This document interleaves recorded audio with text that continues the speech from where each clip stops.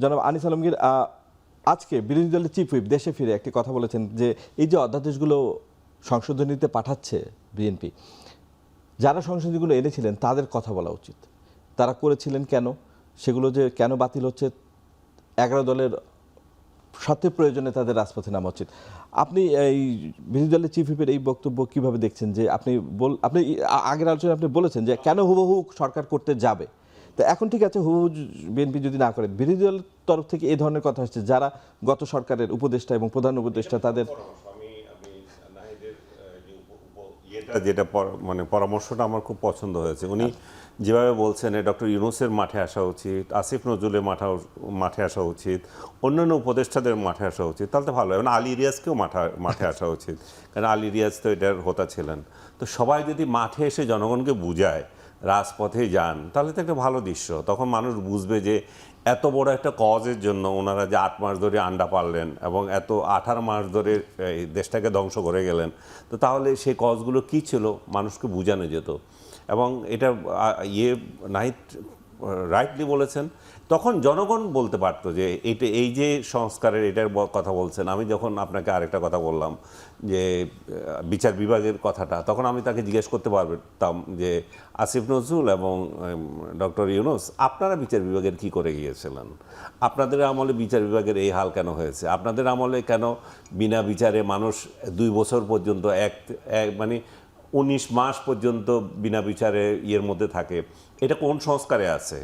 আপনি আমাকে কনভিক্টেড হলে আপনি আমাকে জেলে রাখতে পারেন, আপনি বিনা বিচারে আপনি কিভাবে আমাকে জেলে নিয়ে যান? আপনি আমার নামে কোনো মামলা নাই, আমি আনিস আলমগীরকে আপনি তুলে নিয়ে যান, তুলে নিয়ে আপনি জেলে ভরেন এবং জেলে ভরে আপনি ক্ষান্ত হন না, এরপরও আরেকটা মামলা দেন, 2টা মামলা আরেকটা দেন, দুদককে ডেকে আনেন, দুদককে এখানে ইয়ে করার কথা বলা হচ্ছে, মানে আরও শক্তিশালী কথা বলা হচ্ছে। তো দুদককে তো আপনি নিজেই আপনার টুল হিসাবে ব্যবহার করে গেছেন। আমি যেটা আবার আসতেছে, তখন আমি তাকে কোশ্চেন করতে পারতাম এগুলো।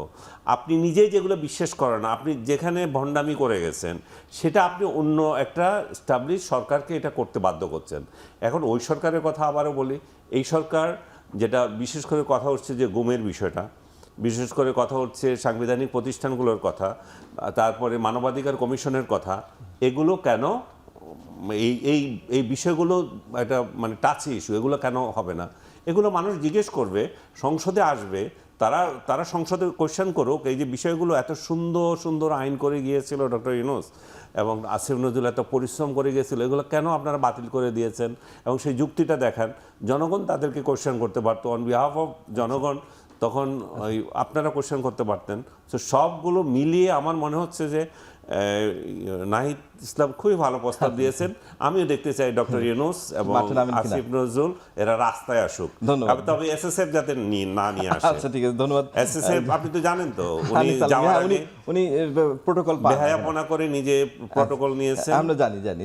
ধন্যবাদ আনিস আলমগীর। জনাব আসাদুজ্জামান রিপন, এনসিপির আরেক নেতা, তিনিও সংসদ সদস্য, হাসনাত আবদুল্লাহ, তিনি বলেছেন প্রধানমন্ত্রী তারেক রহমানকে উদ্দেশ্য করে যে যার দেশে ফেরা ইফ অ্যান্ড বার্ডসের সাথে সম্পর্কিত ছিল, যিনি নিজেই সেটি স্ট্যাটাস দিয়ে বলেছেন, তিনি কি এখনও রাষ্ট্র পরিচালনায় এ ধরনের ডিলেমার ভিতর আছেন?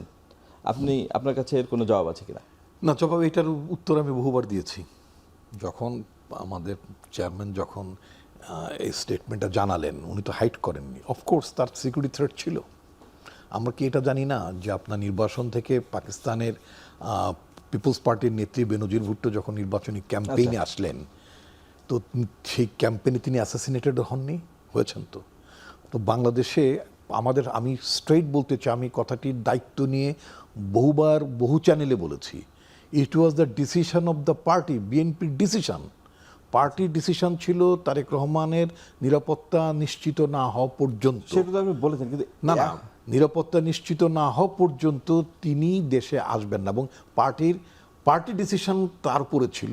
তিনি তো পার্টির চেয়ারম্যান, তিনি পার্টির চেয়ারম্যান, পার্টির সিদ্ধান্ত তাকেও তো মানতে হয়। তিনি মেনেছেন এবং সেই কথাটি তিনি বলেছেন যে তার দেশে ফেরার সাথে অনেক বিষয়গুলো জড়িত আছে। এবং আপনি জানবেন আমাদের তৎকালীন স্বরাষ্ট্র মন্ত্রীর মন্ত্রণালয়ের দায়িত্বপ্রাপ্ত প্রতিমন্ত্রী, তিনি কিন্তু উনি দেশে ফেরার আগে সরকারের সাথে বসেছেন, কথা বলেছেন, হোম মিনিস্ট্রিতে গিয়েছেন, মানে কি ধরনের নিরাপদ সরকার তাকে দেবে, দেশে আসার পরে একটা নির্বাচনের ক্যাম্পেইন থাকবে, সব কিছু নিশ্চিত আমরা হওয়ার চেষ্টা করেছি এবং আমরা হয়েছি। তো এখন কথা, এবার তো সব কিছু বিএনপি ক্লারিফাই করেছে। আমি তো পার্টির একজন দায়িত্বশীল মানে সদস্য, সেই উত্তর তো আমরা পেয়েছি, কিন্তু সরকার পরিচালনায় কোনো মানে সেই ডিলেমা এখন আর নাই। না, ডিলেমা থাকার তো কোনো কারণ নাই। ওটা ছিল আরেকটা প্রেক্ষাপট, সেই প্রেক্ষাপট পার্টি ক্লিয়ার করেছে। আমি বলেছি মানে অন বিহাফ অফ পার্টি আমি বহুবার বলেছি। আচ্ছা, এখন কথা হচ্ছে কি, আমি আমাদের ছেলেরা যারা জুলাই আন্দোলন করেছে, যে আপরাইজিংয়ের যাদের কন্ট্রিবিউশন ছিল, যারা ফ্রন্ট রানার, তাদের প্রতি I have profound love, because আমি পরিবর্তনটার পক্ষের লোক। কিন্তু আমি তাদেরকে সেই জন্য তাদের প্রতি আমার স্নেহ, ভালোবাসা, মমতা, দুর্বলতা সব আছে। শুধু তাকে বলতে চাই যে তারেক রহমান নিজে দলটা তিনি নিজে পরিচালনা করেন, সরকারটা তিনি পরিচালনা করছেন। এরা কি দেখতে পাচ্ছে না যে এতগুলো যেই আপনার প্রাগমেটিক সিদ্ধান্ত তিনি নিয়েছেন, উনি এই 40-42 দিনের সরকারে এতগুলো নিয়েছেন, এই যাবৎকালে কোনো সরকার সেইগুলো কি মানে 40 মাসে নিতে পেরেছিল? ধন্যবাদ, আমরা উত্তর পেয়েছি। ধন্যবাদ জনাব রিপন।